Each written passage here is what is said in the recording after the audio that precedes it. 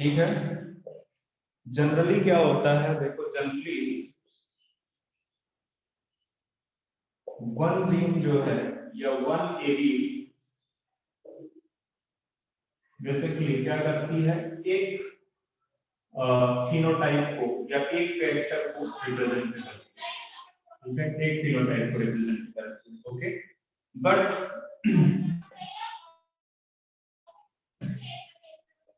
sometime when one gene control more than one character, ठीक है, या more than one phenotype, then phenomena is known as pleiotropy. क्या बोलते हैं, pleiotropy. ठीक है, अगर कहीं पे जनरली देखो ये चीज होता है, ठीक है, एक जीन या एलील बेसिकली एक फिनोटाइप या एक ट्रेट को जो है रिप्रेजेंट करती है। एलील की बात करोगे तो यहाँ पे लिख सकते हो ट्रेट, ठीक है, उसको रिप्रेजेंट करता है। बट अगर कहीं हो जाए कि एक ही gene basically more than one character को जो है डिटरमिन करने लगे, ठीक है, मोर देन वन फिनोटाइप को जो है कंट्रोल करने लगे, तो उस प्रोसेस को क्या बोलते हैं, प्लियोट्रॉपी। ठीक है, तो ध्यान रखना। और ऐसी जीन को, ठीक है, इसी के नीचे लिखना, and the gene is known as pleiotropic gene,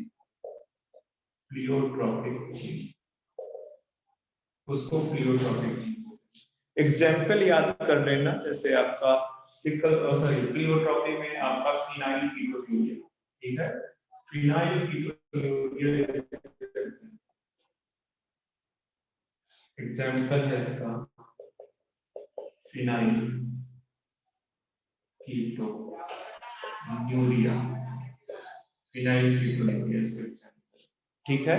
तो अब आपको समझ में आया होगा कि जनरली क्या होता है कि एक जीन जो है एक ही कैरेक्टर को रिप्रेजेंट करता है, एक ही ट्रेट या एक ही फिनोटाइप को कंट्रोल करता है। पर कई बार क्या होता है, जैसे फिनाइल कीटोन्यूरिया के केस में एक जो जीन है वो कई सारे कैरेक्टर्स, कई सारे फिनोटाइप को जो है रेगुलेट करता है, तो उस फिनोमेना को प्लियोट्रॉपी। ठीक है, अब एक और इम्पोर्टेंट पॉइंट प्लियोट्रॉपी के बारे में हम लिख देते हैं। ठीक है, कि जो प्लियोट्रॉपी है वो जनरली मेटाबॉलिक पाथवे में को टारगेट करता है। ठीक है, प्लियोट्रॉपी जो है जनरली उसकी जो अंडरलाइंग मैकेनिज्म है वो कहाँ पे है, मेटाबॉलिक पाथवे को रेगुलेशन से। ठीक है, तो लिख दो, in most of the cases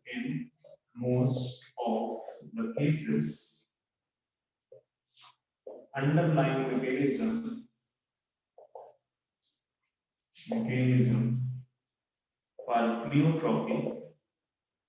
for pleiotropy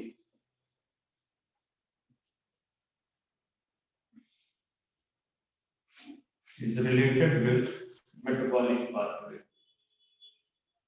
sir sickle cell anaemia क्या प्लियोट्रॉपी नहीं है? क्या बच्चे? सिकल सेल एनीमिया प्लियोट्रॉपी नहीं है? प्लियोट्रॉपी का एग्जांपल कहाँ है? सिकल सेल एनीमिया आपका एक तो कि वहां पे क्या बोलते हैं उसको, मैं जस्ट एक मिनट चेक करके बताता हूँ बच्चे, अभी मुझे खत्म कर लेने तो बीच में मत पूछा करो, बीच में मैं बार बार वन बाय वन एक एक करके चीज बताता जाता हूँ, बीच में मत पूछो, जो चीज बता रहा हूँ उस पे कंसंट्रेट करो। मोस्ट ऑफ द केसेस में जो अंडरलाइंग मैकेनिज्म है, ठीक है, फॉर द प्लियोट्रॉपी,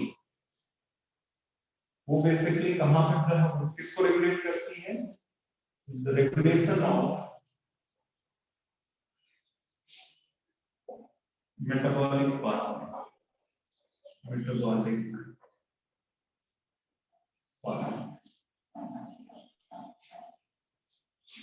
जैसे कि फिनाइल कीटोन्यूरिया।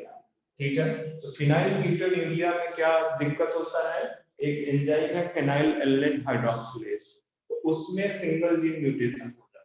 ठीक है, सिंगल जीन म्यूटेशन हो जाता है, तो उसकी वजह से बेसिकली फिनाइलकीटोन्यूरिया है। अब ये जो मेटाबॉलिक पाथवे है फिनाइलकीटोन्यूरिया को, इसमें डिफरेंट स्टेप्स पे डिफरेंट एंजाइम्स को कोडिंग जीन है, और उनमें से किसी भी कोडिंग जीन पे अगर म्यूटेशन होता है तो डिफरेंट टाइप के फिनोटाइप्स आती है। जैसे ये आपका एक फिनाइलकीटोन्यूरिया है, दूसरा एल्केप्टोन्यूरिया, ठीक है। ये अगर कॉपी कर लिया हो तो इसको मैं इरेज करना चाहता हूं फटाफट।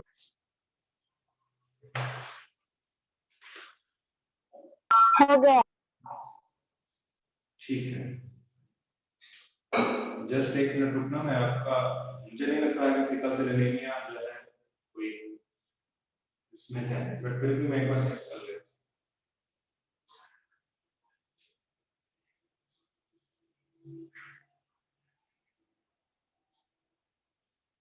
बीच में अगर आप मुझे रोकोगे तो मेरा उससे फ्लो खराब होता है। मैं जो पढ़ा रहा हूँ अगर उसी पे कंसंट्रेट करोगे तो बहुत बेहतरीन रहेगा आप लोगों के लिए।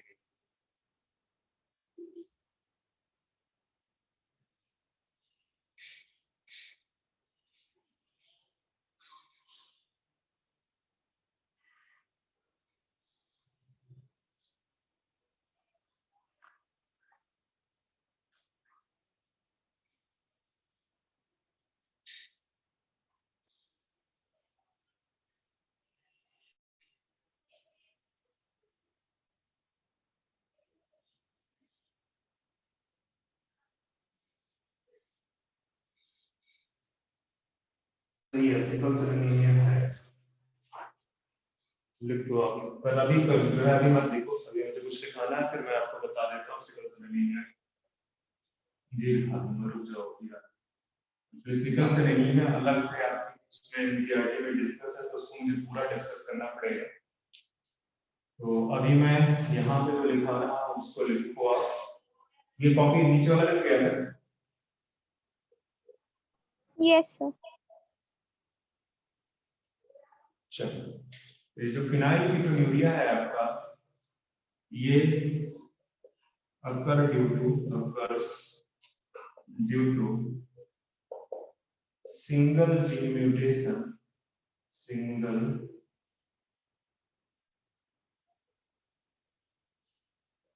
gene mutation कोडिंग फॉर, मतलब एक जीन में, सिंगल जीन में हो रहा है म्यूटेशन जो किसको कोड कर रही है, coding for phenyl alanine hydroxylase, ठीक है। तो ये याद रखना, जो फिनाइलकीटोन्यूरिया है बेसिकली ये प्लियोट्रॉपिकल चैंपियन है, एनसीईआरटी में मेंशन है, इसलिए बहुत इंपॉर्टेंट, ठीक है। सिंगल जीन में म्यूटेशन हो रहा है, ठीक है, और वो कोड किसको कर रही है, जो सिंगल जीन है बेसिकली फिनाइल एल्केन हाइड्रोक्सिलेज, एक एंजाइम है, ठीक है। एक एंजाइम है जो बेसिकली मेटाबॉलिक पाथवे, पूरा सीरीज एक मेटाबॉलिक पाथवे है पूरा, उस मेटाबॉलिक पाथवे का एक एंजाइम है, और वो एंजाइम कौन कोड कर रहा है, एक जीन कोड कर रही है, उसमें म्यूटेशन होता है तो इसकी सिंथेसिस रुक जाती है, और अगर इसकी सिंथेसिस रुक गई तो कौन सा फिनोटाइप क्रिएट होता है, फिनाइल जो है कीटोन्यूरिया, फिनाइलकीटोन्यूरिया, ठीक है। अब फिनाइलकीटोन्यूरिया के कुछ कैरेक्टर्स हैं वो लिख लो, ये नीचे वाला लिख लिया होगा शायद आपने। यस। चलो ठीक है, तो इसको जो है आप लिख लो,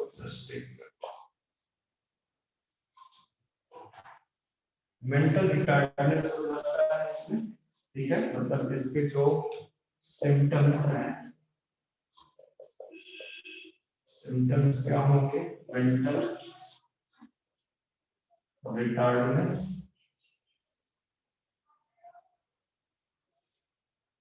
हेयर लॉस, एक और कोई है, जस्ट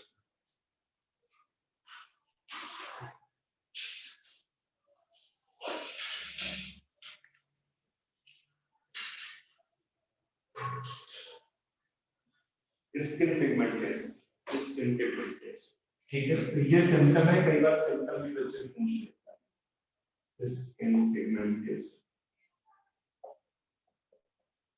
ये आप याद रखें। अब दूसरा एग्जांपल लिख दो, अगर आपको लिखना है सिकल सेल इसको मैं बाद में पढ़ाऊंगा जब मैं आपको बताऊंगा ऑटोसोमल डिसऑर्डर, ठीक है, आगे एक पार्ट है जब जीनोमिक म्यूटेशन पढ़ेंगे, ठीक है।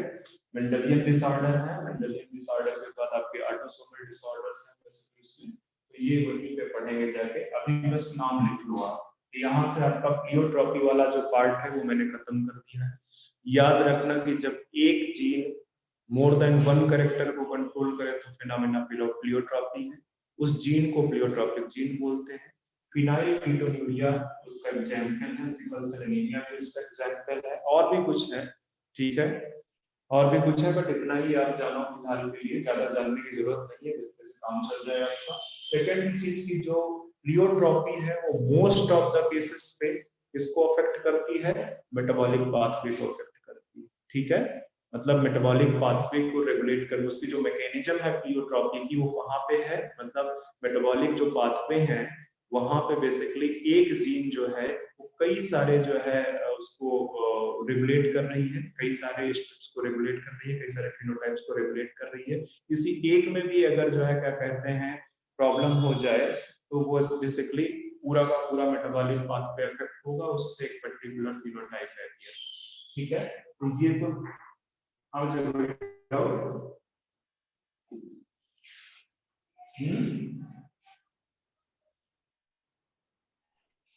चलो ठीक है, फिर आगे बढ़ते हैं।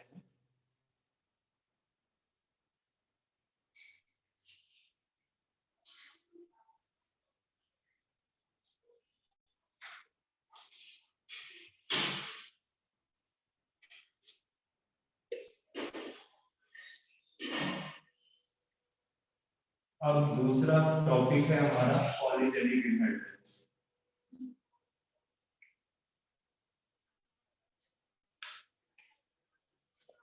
पॉलीजेनिक इनहेरिटेंस, देखो फिर से एक चीज देखो कि जब मेंडल अपने बारे में अपनी रिसर्च कर रहे थे मेंडलियन स्टडीज में, क्या था कि उन्होंने जो कैरेक्टर पिक किए, ठीक है, वो बहुत ज्यादा डिस्टिंक्ट, मतलब समझ में आ रहा है कि जो मेंडल ने अपने स्टडी में जो कैरेक्टर पिक किए वो बहुत ज्यादा क्या थे, डिस्टिंक्ट, बिल्कुल क्लियर डिमार्केशन था। एग्जांपल अगर मैं दे दूं, एग्जांपल मैं दे दूं आपको, जैसे जैसे हम फ्लावर कलर लें, फ्लावर, ठीक है, तो फ्लावर कलर में आपको क्लियर ट्रेट्स नजर आ रहे थे, वो चाहे वायलेट हो या व्हाइट, मतलब क्लियर डिस्टिंक्शंस था। इस तरह से जो है जो कैरेक्टर्स से जो ट्रेट्स बेसिकली ट्रेट्स जब उन्होंने पिक किए तो उनमें क्लियर डिस्टिंक्शंस किस मेंडेलियन स्टडीज। बट समटाइम्स क्या होता है कि आप देखोगे कि इस तरह का क्लियर डिस्टिंक्शन नहीं दिखता है। आप अपने सराउंडिंग में देखो तो इस तरह का क्लियर डिस्टिंक्शन नहीं दिखता है। फॉर एग्जांपल, ठीक है, फॉर एग्जांपल ह्यूमन हाइट,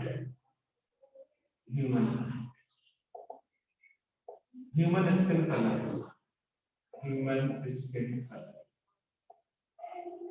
ठीक है, ह्यूमन हाइट आप देखोगे कि डिफरेंट रेंज है। आप ये नहीं बोल सकते हो कि टॉल है और डॉर्क है, जैसे पी प्लांट की हाइट पे जैसे हमने कह दिया था कि टॉल है और डॉर्क, डॉर्क, ठीक है, टॉल है और डॉर्क।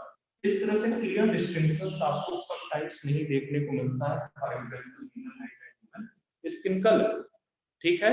तो ये बेसिकली है क्या, यहाँ पे क्या है कि समटाइम्स जैसे कि for example human height and human skin colour, वहां पे एक फिनोटाइप को बहुत सारे या एक कैरेक्टर को बहुत सारे जीन्स रेगुलेट कर रहे हैं, पॉलीजेनिक, पॉली मतलब कई सारे, ठीक है, कई सारे जीन्स बेसिकली इनहेरिटेंस को, ह्यूमन हाइट और ह्यूमन स्किन कलर के इनहेरिटेंस को रेगुलेट कर रहे हैं, ठीक है। तो इस फिनोमेना को जब एक बेसिकली फिनोटिपिक कैरेक्टर को या फिनोटिपिक ट्रेट को कई सारी जीन्स रेगुलेट करें तो फिनोमेना को बोलते हैं पॉलीजेनिक इनहेरिटेंस, ठीक है। तो ये वाला शायद आपने लिख लिया होगा, इसको इरेज कर देता हूं।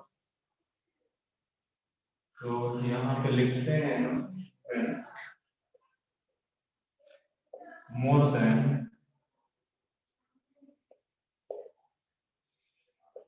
सी ऐसे लिखो या ऐसे लिखो more than 3 or 4 gene control one phenotype or character, ठीक है, then the phenomena is known as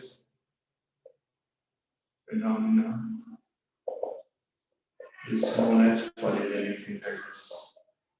जब phenomena है तो उसको लिखो then inheritance, this type of inheritance, then this inheritance is known as polygenic inheritance. अच्छा ये जो polygenic inheritance है यहाँ पे देखो क्या लिखा हुआ है कि more than 3 or 4 genes regulate कर रहे हैं, ठीक है। इसके अलावा environmental factor also contribute, ठीक है, यहाँ पे लिखो environmental factor also contribute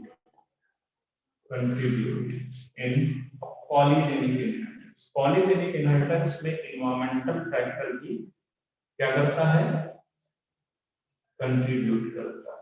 ध्यान पे रखना है सारे पॉइंट्स, एनसीईआरटी में बिल्कुल ऐसे ही, ठीक है। चीज मतलब जीन्स भी कंट्रोल कर रही है, एनवायरमेंटल फैक्टर भी कंट्रोल कर रही है, किसको, polygenic inheritance. For example human height, human skin colour, wheat kernel का कुछ है वो भी है बेसिकली, ठीक है। तो इसके आगे बढ़ते हैं, आप इसको कॉपी करो फटाफट ताकि हम इसके आगे बढ़ें।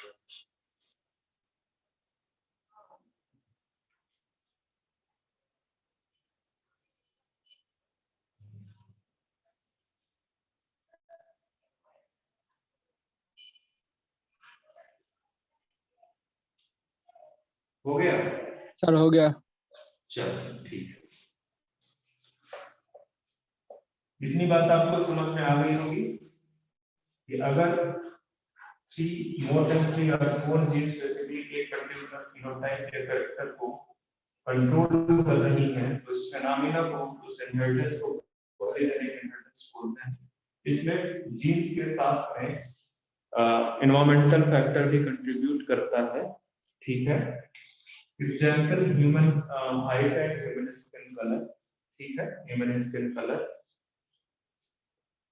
एक और चीज यहाँ पे लिखना है कि बेसिकली जो नंबर ऑफ डोमिनेंट एलील्स है, ठीक है, वो बेसिकली उनका जो इफेक्ट है वो एडिटिव, ठीक है। आप इस तरह से लिख सकते हो कि नंबर ऑफ एलील्स या इस तरह से effect of number of alleles, effect of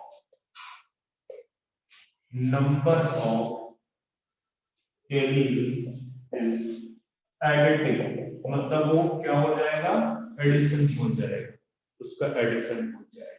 for example मैं अब यहाँ पे जो आपको इनहेरिटेंस दिखा रहा हूँ human skin colour, human skin colour, तो जो ह्यूमन स्किन कलर के लिए जो जीन्स हैं वो basically A, B and C, 3 genes. कितनी जीन्स हैं? 3 जीन्स बेसिकली इसको रेगुलेट करते हैं, 3 जीन्स बेसिकली इसको रेगुलेट करते हैं, किसको, ह्यूमन स्किन कलर को, ठीक है। A B C, capital A capital B capital C. तो जब जो है क्या कहते हैं, इनका पूरा जीनोटाइप बनेगा, इनका पूरा का पूरा जो जीनोटाइप बनेगा तो इस तरह से capital A capital B capital A capital A capital B capital B capital C, ये बनेगा। और ये दिखाएगा कि जो पिगमेंटेशन है, जितना डोमिनेंट जीन होगा पिगमेंटेशन बॉडी में उतना इंक्रीज होगा, ठीक है। मतलब जो ये जीनोटाइप है ये इसको रिप्रेजेंट करेगा ब्लैक, ठीक है। इसके बाद अगर ये जो है बीच में स्पेस देना थोड़ा सा, ये बिल्कुल से रिसेसिव कंडीशन में आ जाए, होमोजीनियस, ठीक है। तो यहाँ पे पिगमेंटेशन बहुत कम होगा और ये रिप्रेजेंट करेगा व्हाइट फिनोटाइप, व्हाइट रेड, ठीक है। इसका जो इंटरमीडिएट होगा इस तरह से हेटेरोजाइगस कंडीशन में, ये बेसिकली रिप्रेजेंट लगेगा इंटरमीडिएट, जिसको बोलते हैं मुलॉ।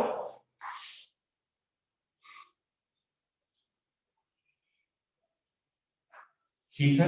अच्छा, इसके बीच में भी कुछ फिनोटाइप्स हैं, इसके बीच में भी डिपेंड करेगा जीनोटाइप किस टाइप का है, तो उनका जो फिनोटाइप है वो भी, मतलब every gene contribute in phenotype. हर एक जीन अपना कंट्रीब्यूशन दे रही है along with environmental factor। along with environmental factor क्या बोलता हूँ कि अगर कहीं पे ह्यूमिडिटी और टेम्परेचर ज्यादा रहेगा, जैसे कि ज्यादातर जो समुद्री किनारे हैं, ठीक है, सोर एरियाज वगैरह, तो वहां पे जो लोग होते हैं क्या होते हैं, वो थोड़ा सा उनका जो पिगमेंटेशन है वो डार्क, ठीक है, उनका जैसे जैसे आप साउथ इंडिया की तरफ बढ़ोगे पिगमेंटेशन थोड़ा डार्क दिखेगा। तो उसके दो रीजन, उसके दो, एक तो उनका अपना जेनेटिक मेकअप और दूसरा एनवायरमेंटल फैक्टर। जितना पहाड़ी एरियाज में जाओगे उतना कलर फेयर है, वो क्या है, एनवायरमेंटल जो कंट्रीब्यूशन है वो भी पार्टिसिपेट कर रहा है ह्यूमन स्किन कलर को रिप्रेजेंट कर, ठीक है, ह्यूमन स्किन कलर को रिप्रेजेंट करने में जो बेसिकली एनवायरमेंटल फैक्टर है वो भी कंट्रीब्यूट कर रहा है, ठीक है। तो याद रखना ह्यूमन स्किन कलर के लिए जो जीन्स है वो जीन्स रिस्पांसिबल है A, B एंड C। अगर ये तीनों डोमिनेंट स्टेज पे होंगे, डोमिनेंट होमोजाइगस होगा तो कलर बिल्कुल से ब्लैक होगा पिगमेंटेशन, और अगर वो इंटरमीडिएट है तो ब्लाउ वाले स्टेज होगी, ठीक है। और अगर ये जो है क्या कहते हैं आपका बिल्कुल होमोजाइगस कंडीशन है, जैसे आपके अंग्रेज होते हैं बेसिकली, उनका उनमें पिगमेंटेशन बहुत कम होता है, तो इस तरह से व्हाइट कलर, इस तरह से आपको व्हाइट कलर देखने को मिलेगा, ठीक है। अब पहले ही लिखा रखा है कि जो इफेक्ट है नंबर ऑफ वेरिएंट्स का वो एडिटिव, ठीक है। अगर डोमिनेंट एलील प्रेजेंट होंगे तो उसको पिगमेंटेशन को प्रमोट करेंगे, तो जितने ज्यादा डोमिनेंट एलील्स होंगे उतना ज्यादा कलर डार्क हो, उतना ज्यादा कलर डार्क हो। तो ये कॉपी कर लिया होगा उसको आपने? Yes sir. ठीक है, ये बात समझ में आई? हो गया। Yes sir. Yes sir. अब देखो इसका एक ग्राफ,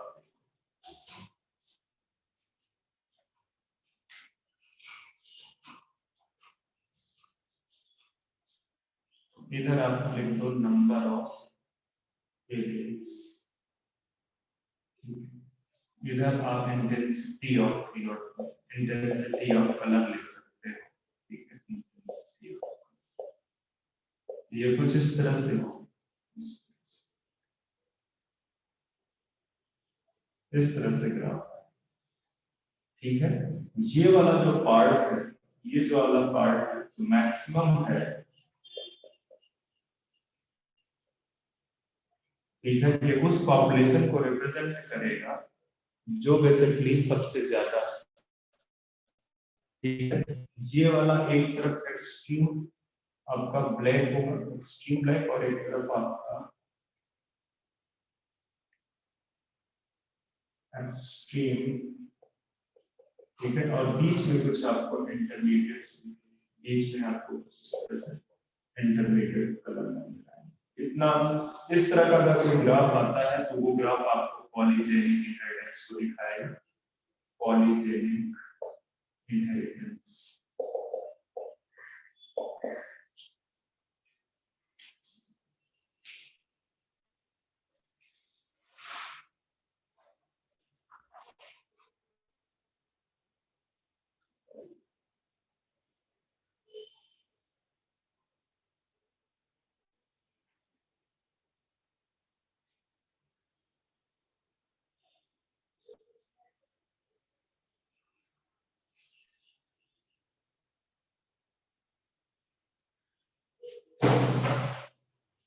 इसको अच्छे इंटेंसिटी ऑफ कलर मत करो, इसको काट दो, 10 इंटेंसिटी ऑफ कलर नहीं है,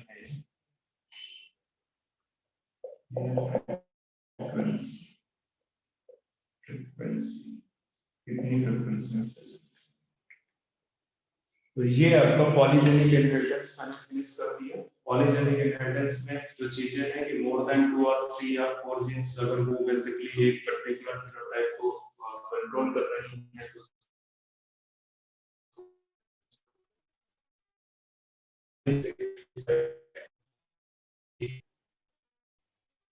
जैसे मैं एग्जांपल दे दूं यहाँ पे एबीसी आपने लिखा, ये मैंने इस तरह से कर दूं A capital B capital C capital C capital C. दूसरा मैं लिख देता हूँ small A small B capital B small B capital C. ठीक है, इस तरह से। तो इसमें से कौन सा ज्यादा पिगमेंटेशन शो करे, कौन सा कलर ज्यादा पिगमेंटेशन, मतलब अगर एक ह्यूमन का ये है दूसरा ह्यूमन ये है तो इसमें से कौन सा डार्क होगा कौन सा फेयर कलर। कलर ज्यादा डार्क होगा, इसका ऊपर वाला सर। हाँ ये बेसिकली ज्यादा डार्क होगा, ठीक है, और ये फेयर होगा। तो बेसिकली नंबर ऑफ एलिमेंट्स मैंने पहले ही बताया कि ये जो A B C dominant gene है ये पिगमेंटेशन को प्रमोट करती है, और जो स्मॉल बी है या रिसेसिव है यहाँ से कोई पिगमेंटेशन नहीं बनता है, कोई पिगमेंट नहीं बनता, पिगमेंट बनाने के लिए ये जीन रिस्पॉन्सिबल। ठीक है, तो जितना ज्यादा इनका नंबर होगा उतना ज्यादा डार्क कलर, उतना ज्यादा डार्क कलर होगा। इसी तरह से ह्यूमन हाइट वाला है उसको 5 जीन रेगुलेट करती है, 5 जीन रेगुलेट करती है उसको। ठीक है, बट इतना ज्यादा डीप में जाने की जरूरत नहीं। अब आते हैं पॉलीजेनिक इनहेरिटेंस हमने फिनिश कर लिया। ठीक है, तो अब चलेंगे हम chromosomal theory of inheritance. Chromosomal theory of inheritance एक मिनट दे रहा हूं।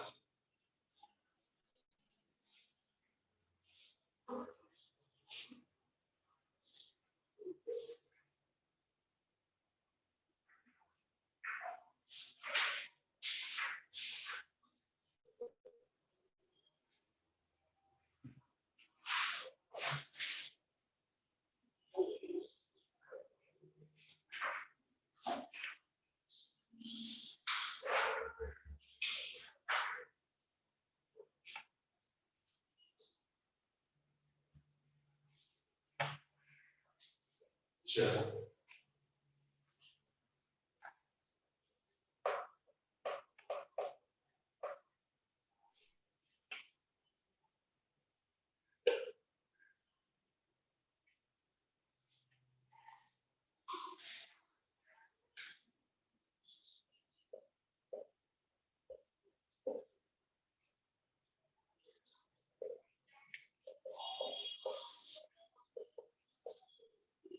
Chromosomal theory of inheritance. ठीक है, अब देखो पहले तो मैं लिख देता हूं इसको proposed by Sutton and Boveri, इन्होंने प्रपोज क्रोमोसोमल थियरी ऑफ। वैसे तो नाम से ही पता चल रहा है कि ये बात कर रही है इनहेरिटेंस की, और वो भी किसके इनहेरिटेंस की, क्रोमोसोम के इनहेरिटेंस। ठीक है, इन्होंने बोला जो इनका प्रपोजल था, याद रखना एक्सपेरिमेंटल नहीं है, ये थ्योरेटिकल प्रपोजल। ठीक है, ये थ्योरी में बोल रहे हैं, एक्सपेरिमेंट नहीं बता रहे। ठीक है, इनका जो प्रपोजल है या इनका जो अपना हाइपोथेसिस है वो प्रीवियस रिसर्च पे बेस्ड, मतलब इनसे पहले जो साइंटिस्ट थे, ढेर सारे साइंटिस्ट ने जो कुछ डिस्कवरी की, जो कुछ रिसर्च किया, उस रिसर्च को बेसिकली क्या किया, इन्होंने स्टडी किया, और उसको स्टडी करने के बाद इन्होंने अपनी एक हाइपोथेसिस, अपना प्रपोजल बनाया। ठीक है, एंड वो जो प्रपोजल है उस प्रपोजल को बोला गया क्रोमोसोमल थियरी ऑफ इनहेरिटेंस। ठीक है, उसको बोला क्रोमोसोमल थियरी ऑफ इनहेरिटेंस। आपको क्या पता है इसके बारे में, देखो आपको ये पता है कि 1865 में मेंडल की अपनी रिसर्च, ठीक है, मेंडल, और मेंडल ने क्या बोला था, मेंडल ने बोला था एक फैक्टर के बारे में, कुछ फैक्टर जैसी चीज है, कुछ फैक्टर जैसी चीज है जो बेसिकली क्या है, प्रेजेंट इन पे है। वो यही तो मैंने बताया था स्टार्टिंग में आपको ठीक है, प्रिंसिपल ऑफ पेयर्ड फैक्टर्स कि वो पेयर में प्रेजेंट, ठीक है। इन्हीं फैक्टर्स को आप आज की डेट पे क्या बोलते हैं, इन्हीं फैक्टर्स को आप आज की डेट पे क्या बोलते हैं, जीन्स बोलते हैं। और जीन्स किस फॉर्म में एग्जिस्ट करती है इंडिविजुअल के अंदर, एलिलिक पेयर के फॉर्म में प्रेजेंट होती है। एक इंडिविजुअल में जो जीन्स है, जिसको पहले मैंने फैक्टर बोला था, जिसका उनके पास फिजिकल प्रूफ नहीं था, हाइपोथेटिकल बात थी, ठीक है, वो बेसिकली इंडिविजुअल के अंदर एलिलिक फॉर्म में, एलिलिक पेयर के फॉर्म में प्रेजेंट। ओके, इतनी बात। ये प्रेजेंट इन पेयर, ठीक है।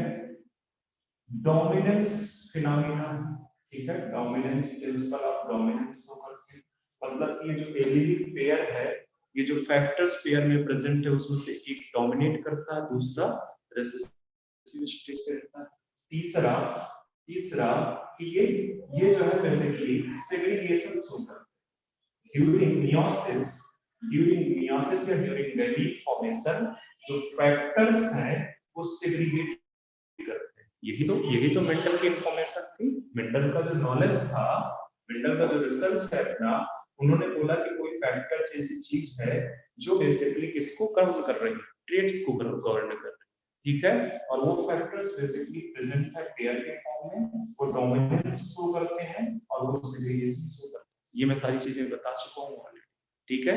अब आपको पता है कि मेंडल क्यों फेल हो गए, मेंडल का जो रिजल्ट है, मेंडल के जो कंक्लूजन्स थे, मेंडल की जो अपनी रिसर्च थी, उसको जो है क्या कहते हैं, वो बेसिकली अनसक्सेसफुल हो गई थी। उसके रीजन में लिखा चुका, ठीक है, क्योंकि बहुत कम्युनिकेशन नहीं था, लोकल जर्नल में इनकी रिसर्च पब्लिश हुई, इसकी वजह से जो है वर्ल्ड वाइड इनको फेम नहीं मिल पाया, ज्यादा वर्ल्ड वाइड लोगों ने पढ़ा नहीं, डार्विन की थ्योरी आ गई थी, सारे लोग डार्विन के पीछे पड़े हुए थे, ठीक है।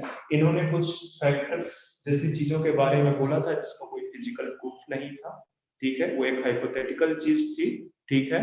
और इन्होंने अपनी अपनी रिसर्च में स्टैटिकल एनालिसिस यूज की हुई थी, और स्टैटिकल एनालिसिस उस टाइम पे बायोलॉजिस्ट को पता नहीं, बहुत सारे बायोलॉजिस्ट को मैथ्स के बारे में इंफॉर्मेशन नहीं थी, और इसकी वजह से चूंकि मेंडल अपने टाइम से बहुत अहेड थे, अपने टाइम के जो बायोलॉजिस्ट थे, अपने टाइम के जो साइंटिस्ट थे, उनसे बहुत आगे की बात सोच रहे थे, इसलिए साइंटिस्ट कम्युनिटी ने इनकी बात को नकारा, ठीक है। इसके बाद 1900 में मैंने आपको बताया कि 3 साइंटिस्ट थे, जिसमें से ह्यूगो डे व्रीज,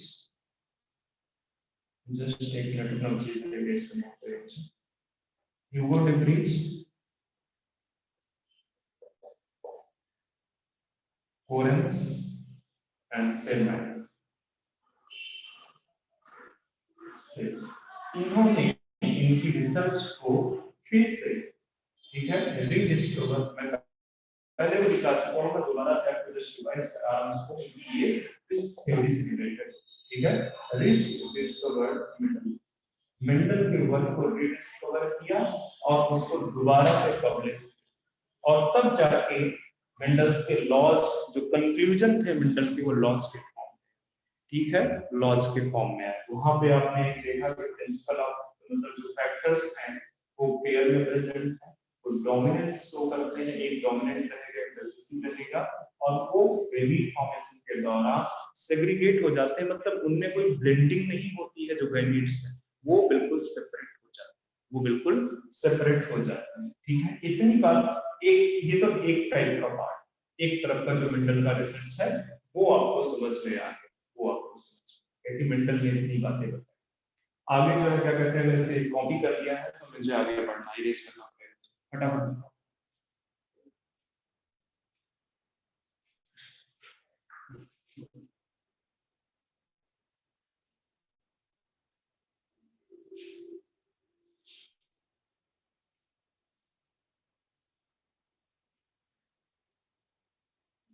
सर हो गया।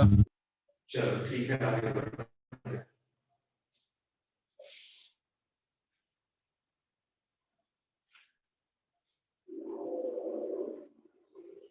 दूसरी तरफ का रिसर्च देखो कि 1902 तक, 1902, ठीक है,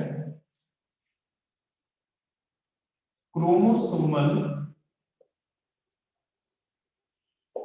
मूवमेंट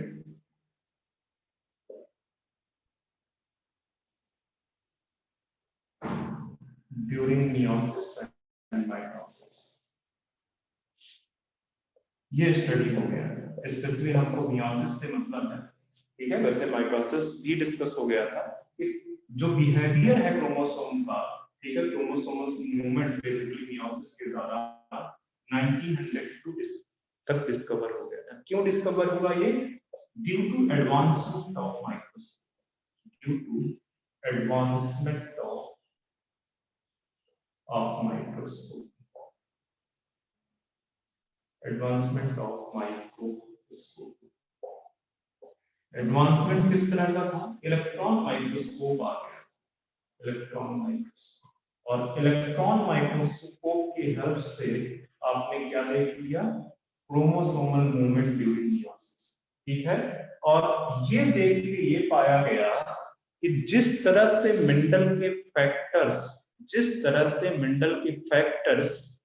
जो है सेपरेट करते हैं ड्यूरिंग मियोसिस, उसी तरह से बेसिकली जो क्रोमोसोम है, ठीक है, होमोलॉगस क्रोमोसोम्स, वो भी बेसिकली सेपरेट करते हैं। या अगर मैं आपको वापस से ले जाऊं कि जैसे factors are present in pair, तो होमोलॉगस जो क्रोमोसोम्स हैं वो भी तो पेयर में ही प्रेजेंट होते हैं। दूसरी बात, जो जो जो बेसिकली डोमिनेंस शो करते हैं, ठीक है, डोमिनेंस शो करते हैं, तो डोमिनेंस वाले को तो एक साइड रख लो, क्योंकि डोमिनेंस की बात अभी वहां पे लग नहीं रही है, क्योंकि वो जीन्स पे है, ठीक है। तीसरा जो पॉइंट है मैंने कि सेग्रीगेशन, कि जो फैक्टर्स हैं गैमीट फॉर्मेशन के दौरान सेग्रीगेट कर जाते हैं, अलग अलग हो जाते हैं।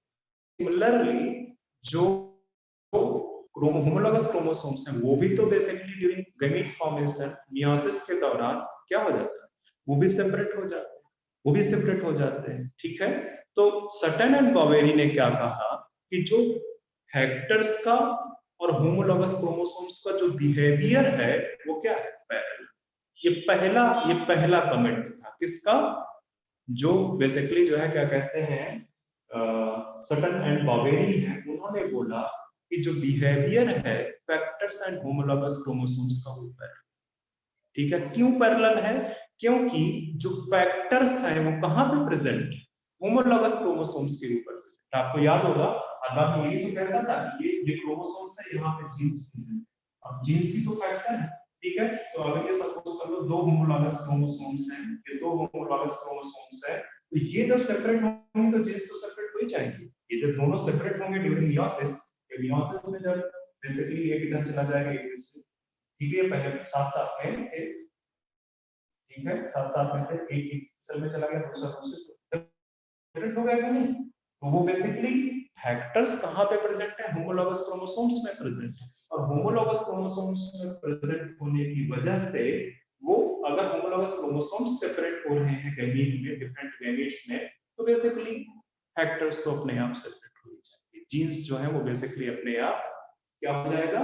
सेपरेट हो जाएगा। बात समझ में आ रही है?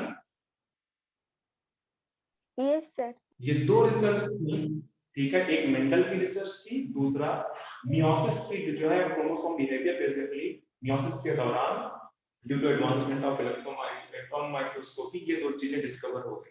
और इनको, इनका जो नॉलेज है उसको यूनाइट कर दिया सटन एंड बॉवेरी ने, और बोला कि जो क्रोमोसोम्स हैं, होमोलॉगस क्रोमोसोम्स हैं, और जो फैक्टर्स हैं, देयर बिहेवियर इज पैरेलल, ठीक है, वो एक तरह बिहेव कर रहे हैं।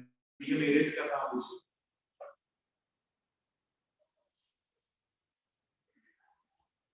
यहाँ पे लिख दो according to Sutton and Bowery, according to Sutton and Bowlby, behavior of homologous chromosome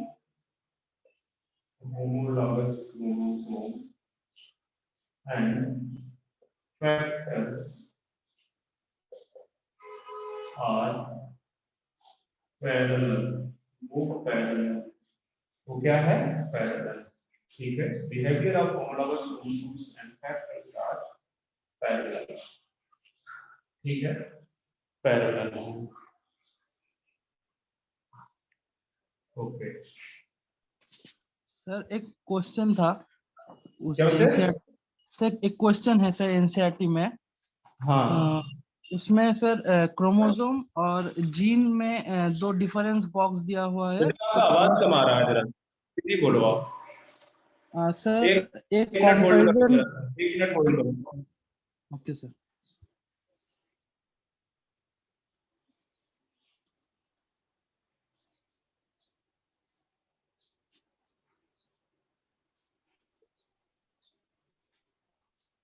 हाँ बोलो। हाँ सर, एक डिफरेंस टेबल दिया हुआ है, उसमें पूछा है कि कौन सा क्रोमोसोम है और कौन सा जीन है। वैसे आपका आवाज नहीं में आ रहा है, पता नहीं क्या वजह है। सर हेलो हाँ बोलो। सर, एक कंपैरिजन टेबल दिया हुआ है एनसीईआरटी में। उसमें दो साइड में दो डिफरेंस लिखा हुआ है और पूछा है कि कौन सा जीन का टेबल है और कौन सा क्रोमोसोम का टेबल है। वो वाला क्वेश्चन एक बार करा दीजिए। वही चीज तो बता रहा हूं मैं तुमको। तुमको अभी तक मैं जो बता रहा था सुन नहीं रहे थे क्या कि मैंने क्या क्या डिस्कस कर दिया? हाँ सर, डिस्कस किए सर, सुना क्या क्या है डिस्कस किया जरा सा मुझे बताओगे? सर कि जो है इसका जीन का जो बिहेवियर है वो क्रोमोसोम की तरह ही है। जो मतलब डिवीजन होता है तो वो पैरेलल जो बिहेवियर शो करता है। ये वाला इसका समरी है। जो फैक्टर्स हैं वो पेयर में प्रेजेंट है, होमोलॉगस क्रोमोसोम्स भी पेयर में प्रेजेंट हैं। एक चीज ये, हम्म। मियोसिस के दौरान फैक्टर्स भी सेग्रीगेट करते हैं, हाँ। होमोलॉगस क्रोमोसोम्स भी सेग्रीगेट करते हैं। दूसरी चीज ये, हम्म। ठीक है। तीसरी, अगर मैं डाइहाइब्रिड क्रॉस में मेंडल के पहुंच जाऊंगा तो वहां पे ये है कि जो बेसिकली कैरेक्टर्स का माइग्रेशन है वो इंडिपेंडेंट है डाइहाइब्रिड क्रॉस से, ठीक है। मतलब वो बेसिकली फैक्टर्स का जो असार्टमेंट है, इंडिपेंडेंट असार्टमेंट फैक्टर्स का, वो सेपरेट है, हम्म। ठीक है। वो डिपेंडेंट नहीं कर सकता, डिपेंड नहीं कर रहा है, वो रैंडम बेसिकली असॉर्टमेंट है जो डिफरेंट फैक्टर्स, ठीक है।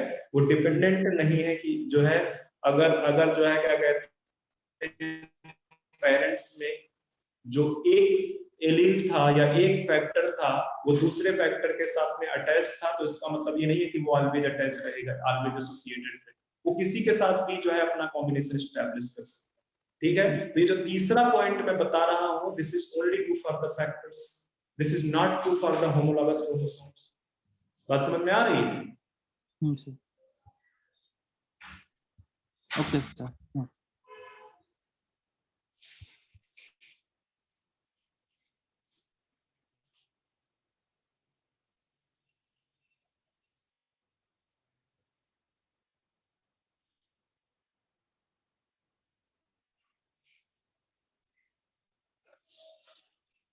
ये जो सर आपका है, एक तो बीच में बच्चे ये सब जब चीजें ना, अगर आप लास्ट में पूछते हो तो अच्छा लगता है। मैं बीच में टॉपिक में हूं और बीच में अगर आप बोलोगे तो उससे मेरी फ्लुएंसी खराब हो जाएगी।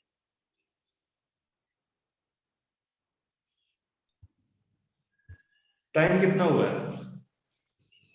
Sir 1:02 PM।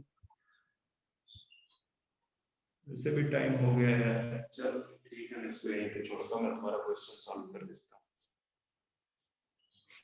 हमारा क्वेश्चन है कि जितने बच्चे सर कौन सा एनसीईआरटी है, एडिशन? एनसीईआरटी में पेज नंबर 82 पे चले जाओ और वहां पे देखो, यहाँ पे एक कंपैरिजन है between behaviour of chromosomes and genes. Genes मतलब फैक्टर्स की बात।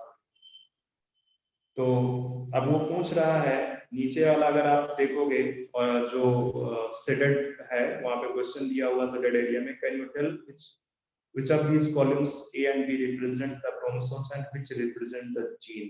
How did you decide कि A and B को आप किस तरह से डिसाइड करोगे, कौन सा जीन है कौन सा क्रोमोसोम? पहले से तो कुछ क्लियर समझ आएगा नहीं क्योंकि दोनों पेयर्स में प्रेजेंट। सेकंड है segregate at the time of gamete formation such that only each pair is transmitted to the gamete, ठीक है। ये भी दोनों में सेम है, ये भी ठीक है। थर्ड है independent pair segregate independent of each other, ठीक है। और one pair segregate independently of another pair, independent of another pair. अब तुम मुझे बताओ कि है तो तीसरा ही जो डिसाइड कर रहा है। ठीक है, इसमें से तीसरा ही है जो डिसाइडिंग है कि इसमें से कौन सा क्रोमोसोम के लिए लिखा हुआ है और कौन सा जीन के लिए। अब तुम मुझे बता दो कि इसमें से कौन सा ए क्रोमोसोम है या बी क्रोमोसोम है, बता। कोई भी बच्चा बता दे जितने सुन रहे। सर बी वाला गैमेट क्रोमोसोम होगा, गैमेटिक क्रोमोसोम है।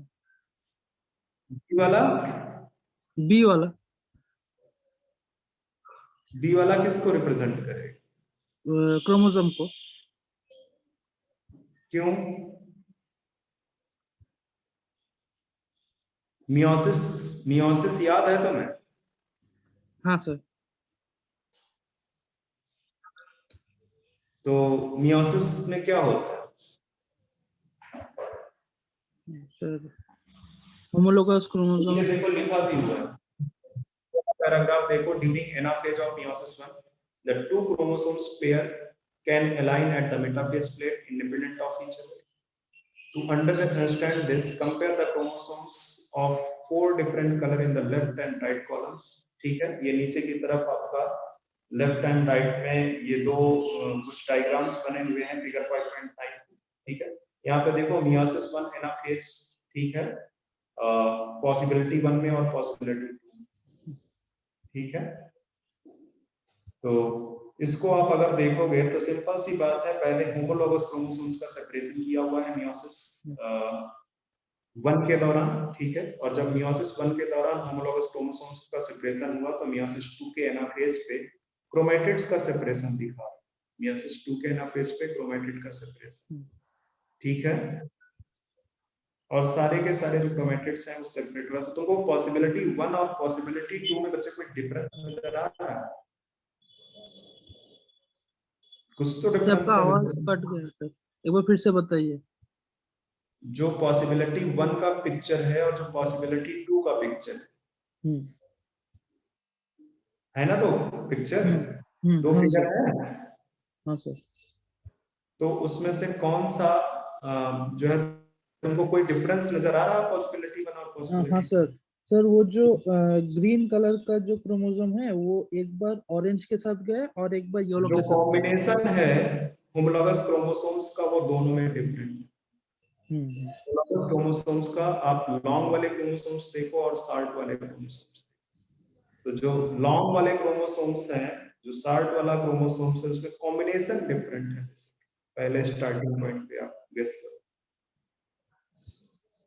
देखोगे कि येलो लॉन्ग के साथ में ग्रीन आया हुआ है एक में, और रेड के साथ रेड आया है। पर जो पहले वाले पिक्चर में देखोगे उसमें येलो के साथ रेड है और रेड के साथ ग्रीन। ठीक है, कॉम्बिनेशन ही डिफरेंट स्टार्टिंग में है। इसके बाद आप देखोगे कि जब मियोसिस 1 हो जाएगा तो जो कॉम्बिनेशन डिफरेंट है तो उसी अकॉर्डिंग बेसिकली सेपरेट होंगे। ठीक है, उसी के अकॉर्डिंग सेपरेट होंगे। तो ये जो बेसिकली यहाँ पे अगर आप फिगर और टेबल 5.3 पे जाओगे और वो जो पूछ रहा है कि ए और बी इसको रिप्रेजेंट कर रहे हैं, तो बी वाला क्रोमोसोम है। ठीक है, सर ये कंफ्यूजिंग हो रहा है, ये थर्ड वाला ये कैसे डिसाइड करें एक बार से करें। हाँ, कि कहाँ पे कंफ्यूजन है? वो थर्ड पॉइंट में सर, इंडिपेंडेंट पेयर्स सेग्रीगेट और वन पेयर सेग्रीगेट्स इंडिपेंडेंटली, ये दोनों इंग्लिश में कैसे समझेंगे कि कौन सा ये है?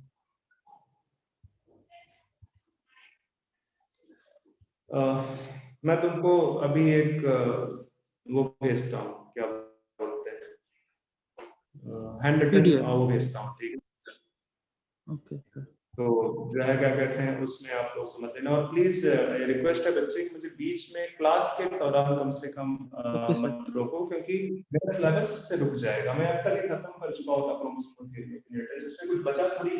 ये स्टेटमेंट है, इन्होंने यूनाइटेड किया नॉलेज को दोनों को, और यहाँ पे बेसिकली क्या बोला, the behaviour of homologous chromosomes and factor are parallel to each other. ये पूरा लिखना, आर पैरेलल टू ईच।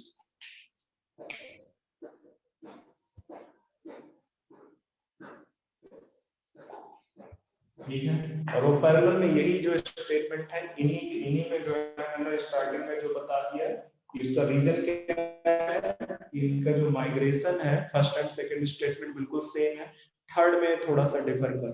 ठीक है। तो जो भी फैक्टर्स प्रेजेंट ही क्रोमोसोम्स में है, होमोलॉगस क्रोमोसोम्स में है, तो उसका जो होमोलॉगस क्रोमोसोम का जो माइग्रेशन होगा या जो बिहेवियर होगा वही फैक्टर्स का बिहेवियर, वही फैक्टर का बिहेवियर होगा। इसका मतलब कि जो फैक्टर्स हैं वो एक जनरेशन से दूसरे जनरेशन में ट्रेवल कर रहे हैं, ट्रांसपोर्ट हो रहे हैं या इनहेरिट कर रहे हैं, ठीक है। वो क्यों इनहेरिट कर रहे हैं? क्योंकि वो क्रोमोसोम्स में प्रेजेंट है, और अगर वो क्रोमोसोम्स में प्रेजेंट है तो ये इंडिकेट कर रहा है कि जो क्रोमोसोम है वो भी बेसिकली क्या कर रहा है, एक जनरेशन से दूसरे जनरेशन में क्या कर रहा है, ट्रांसमिट कर रहा है। होमोलॉगस क्रोमोसोम्स भी एक जनरेशन से दूसरे जनरेशन में ट्रांसमिट कर रहा है। और ये थ्योरी यही तो होगी क्रोमोसोमल थ्योरी ऑफ इनहेरिटेंस, यही तो प्रूव करना चाहता है कि क्रोमोसोम्स भी बेसिकली वो फैक्टर्स नहीं, वो क्रोमोसोम है जो एक जगह एक जनरेशन से दूसरे जनरेशन में जा रहा है, और चूंकि फैक्टर्स क्रोमोसोम्स के ऊपर प्रेजेंट है इस वजह से वो भी ट्रांसमिट कर, वो भी ट्रांसमिट। तो ये क्रोमोसोमल थ्योरी ऑफ इनहेरिटेंस दो चीजों को के नॉलेज को यूनाइट करके ये बेसिकली सटन एंड बावेरी ने क्रोमोसोमल थ्योरी ऑफ इनहेरिटेंस दी। इसके बाद इस थ्योरी का जो कि एक्सपेरिमेंटल एविडेंस नहीं, थ्योरेटिकल था, अजम्पशन था, थ्योरेटिकल हाइपोथेसिस थी, तो इसको बेसिकली एक्सप्लेन किया गया, इसको बेसिकली एक्सप्लेन कर रहा हूं, इसको एक्सपेरिमेंटली प्रूव किया गया बाय मॉर्गन। जो थॉमस एंड मॉर्गन थे उन्होंने ड्रोसोफिला पे एक्सपेरिमेंट किया और उसने क्रोमोसोमल थ्योरी ऑफ इनहेरिटेंस को प्रूव कर दिया। क्रोमोसोमल थ्योरी ऑफ इनहेरिटेंस को थॉमस मॉर्गन ने बेसिकली प्रूव कर दिया। बच्चे अभी तो टाइम होगा ना, मेरा क्लास तो 1:30 बजे, कितने बजे तक है मेरा क्लास? मेरी क्लास स्टार्ट हुई है सर 12:30 आपका क्लास स्टार्ट हुआ था, 12:30। 10 मेरा क्लास तो वही, तो मैं सोच रहा हूँ इतना जल्दी टाइम यार कैसे हाँ खत्म सर, हो गया। 2 अप टू 2 शायद 2 PM। 1:30 बजे तक मेरा क्लास चलेगा। जस्ट 1 मिनट होल्ड करना, आप लोग 1 मिनट होल्ड करना है। Okay sir.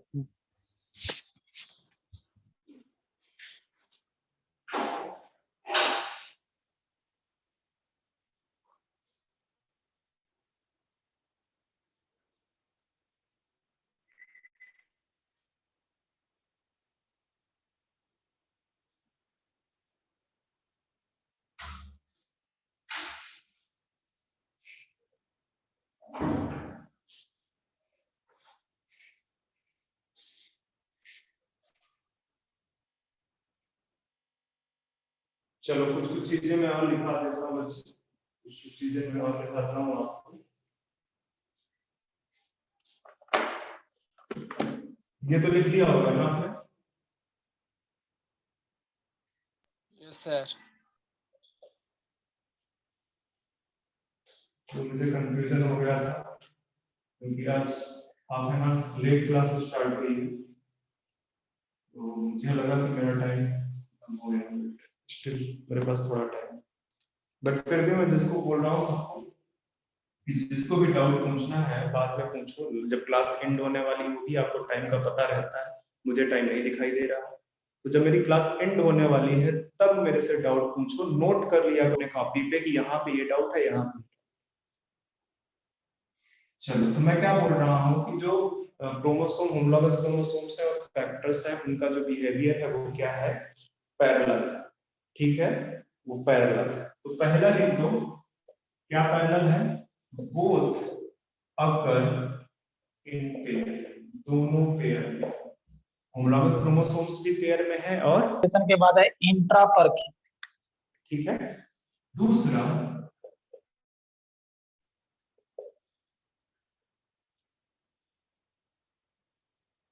segregation occurs, एक मिनट स्टेटमेंट थोड़ा बड़ा है, both segregate during meiosis, ठीक है, both segregate during meiosis, meiosis के दौरान दोनों segregate करते हैं। किस स्टेज पे segregation होता है, एनाफेज 1 पे segregation। Yes sir. अब मैं तुमको तीसरा स्टेज में कहां पे, होमोलॉगस क्रोमोसोम्स, तो सपोज कर लो ये मैं होमोलॉगस क्रोमोसोम्स, ठीक है, ये होमोलोगस क्रोमोसोम्स। तो मियोसिस 1 के दौरान ये दोनों सेपरेट हैं, मियोसिस 1 के दौरान ये दोनों के दोनों सेपरेट हैं। और चूंकि बेसिकली इनका जो जीन्स है वो इस तरह से, जीन्स इस तरह से। अच्छा ये बताओ कि अगर मैं यहाँ पे इस तरह से बना देता हूँ,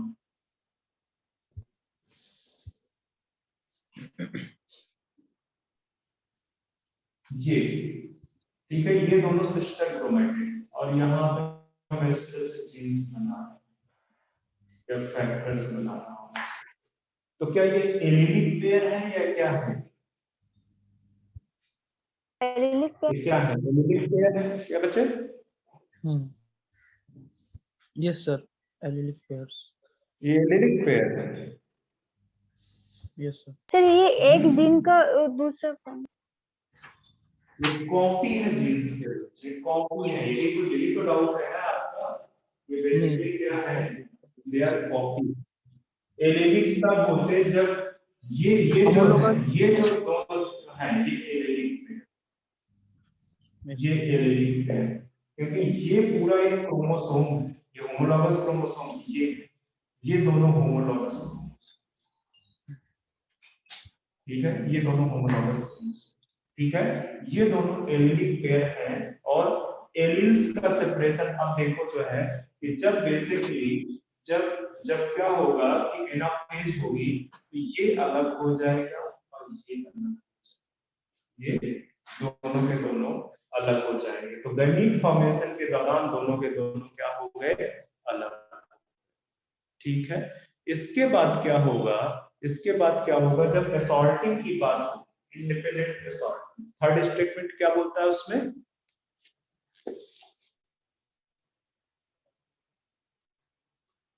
देखो अपने एनसीईआरटी में जाके, एनसीईआरटी सब में रखा हुआ है, ठीक है।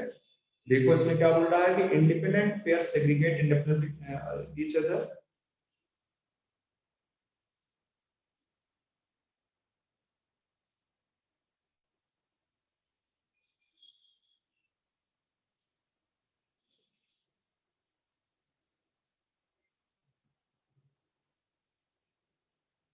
अच्छा, इसने असार्टमेंट की बात नहीं की हुई है, इसने असार्टमेंट की बात नहीं की है, ठीक है। इसने बात की है इन सेग्रीगेशन के द्वारा, सेग्रीगेशन दोनों का होगा, इसमें कोई डाउट नहीं, ठीक है। बट बेसिकली जो क्रोमोसोम है वो उसका उसका जो है क्या कहते हैं,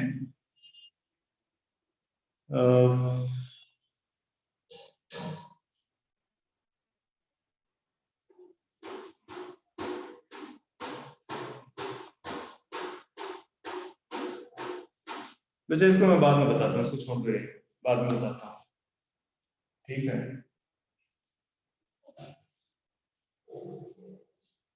या मुझे 1 मिनट दो, 1 मिनट दो मुझे, कुछ मुझे थोड़ा सा इसमें डाउट हो रहा है कि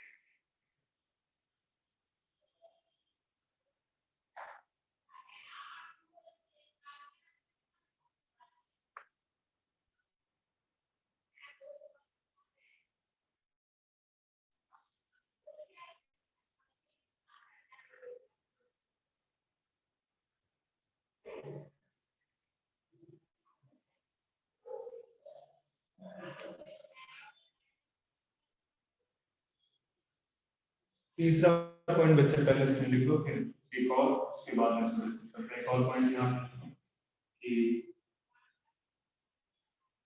एलियंस या alien pair are present on homologous site या same location of homologous chromosome.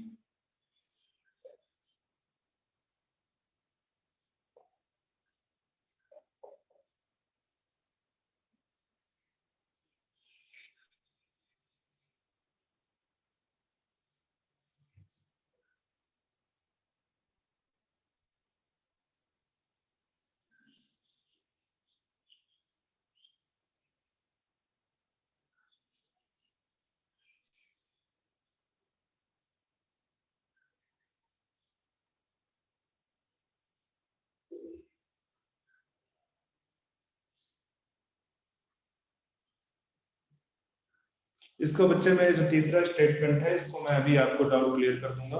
अभी हम आगे बढ़ते नहीं तो मैं यही पे फंसा रह जाऊंगा। ठीक है, हम आगे बढ़ते हैं।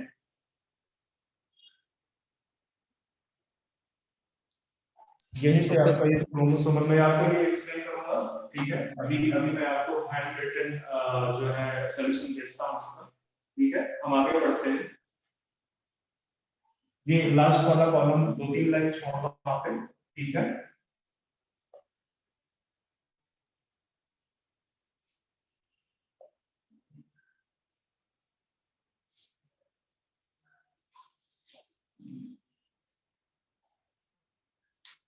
आगे लिख दो यहां से। ठीक है, experimental verification of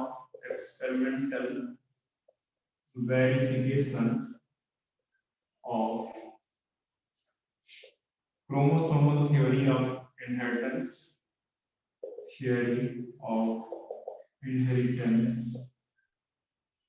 was given by T.H. Morgan.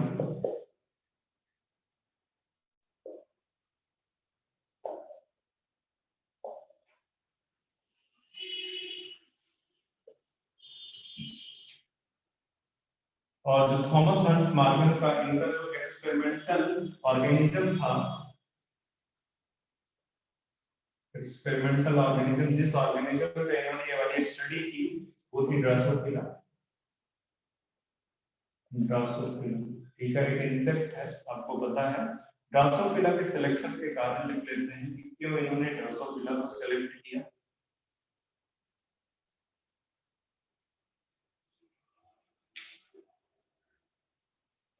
Reason for selection of Drosophila. ठीक है, reason for selection of Drosophila. Drosophila को सेलेक्ट क्यों किया, तो उसके पहला एक है, ठीक है, इसका शॉर्ट लाइफ स्पैन, बहुत छोटा लाइफ स्पैन है इसका। ठीक है, सेकंड था कि produce large number of progeny, produce large number of progeny, large number of progeny produce कर रहे हैं। तीसरा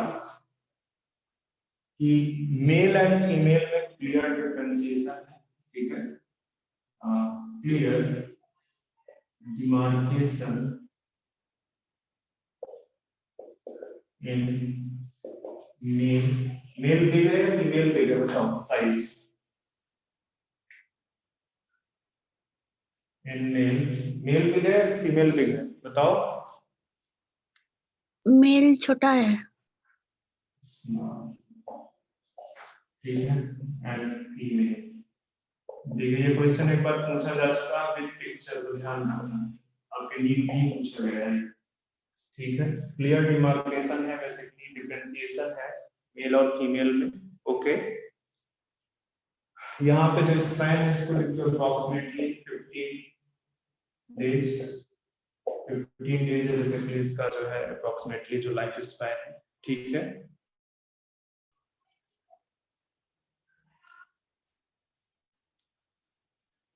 many type of variations present है, तो जो वेरिएशन है उनके सिलेक्शन में दिक्कत नहीं है। Many types of variation, hereditary variation, hereditary variation present, इसका भी जो है क्या कहते हैं, अगर वेरिएशन नहीं प्रेजेंट होंगे तो एक्सपेरिमेंटेशन करना काफी डिफिकल्ट हो जाएगा। ठीक है, एक और इम्पोर्टेंट है कि इनको इजी है ग्रो कराना। ठीक है, easy to grow in synthetic media और बनाना फल। तो इनके लिए बहुत ज्यादा कोई यूनिक मीडिया की जरूरत नहीं। ठीक है, तो ये थे सिलेक्शन जो है ड्रोसोफिला के सिलेक्शन के रीजन जो कि मेंडल ने इसको सेलेक्ट किया। ठीक है,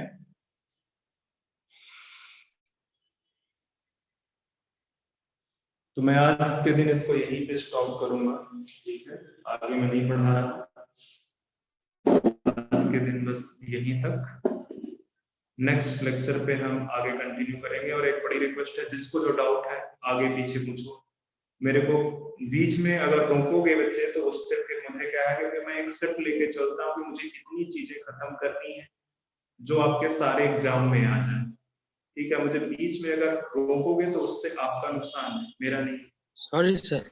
नहीं बेटा, सॉरी की बात नहीं है, बट मैं नेक्स्ट टाइम के लिए बोल रहा हूँ, कोई दिक्कत नहीं अभी के लिए। पर नेक्स्ट टाइम जो भी तुम्हें करना है वो इस तरह से पूछो कि मेरी स्पीड में कोई दिक्कत ना आए। ठीक है, अब नेक्स्ट जो टॉपिक पढ़ेंगे हम लिंकेज एंड रिकॉम्बिनेशन पढ़ेंगे, पूरा टीएच मॉर्गन का इसमें है। ठीक है, तो आज के लिए बस इतना ही। नेक्स्ट लेक्चर में नेक्स्ट बात करेंगे। मैं आपको ये सॉल्यूशन भेज रहा हूँ। ठीक है, अभी मैं आपको ये सॉल्यूशन भेज रहा हूँ। Okay, Thank you, sir. Okay Thank you, sir. Thank you.